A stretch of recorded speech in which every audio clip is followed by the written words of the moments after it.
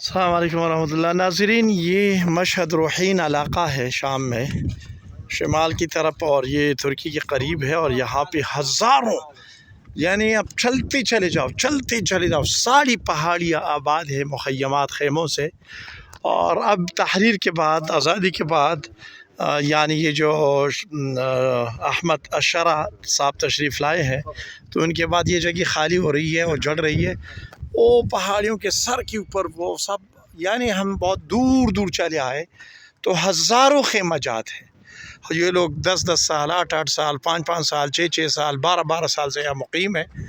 اور ابھی بھی ہم ایک بیوہ کے گھر میں یہاں آئے ہیں۔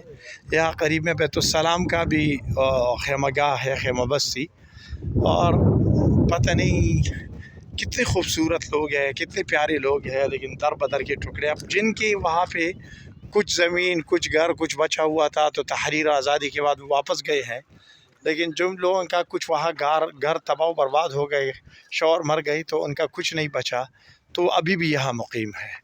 تو یہ ایسی ایک خیمہ گاہ میں ہم پہنچے ہیں، اور بڑی عجیب داستانیں ہیں۔ اللہ تعالی ہم سب کی حفاظت فرمائے، اہل شام کی حفاظت فرمائے۔ اہل شام بڑے خوبصورت لوگ ہیں، بڑے پیارے لوگ ہیں، بڑے خوش اخلاق لوگ ہیں، لیکن بس اللہ تعالیٰ عاقبت بہتر کرے، انجام بہتر کرے۔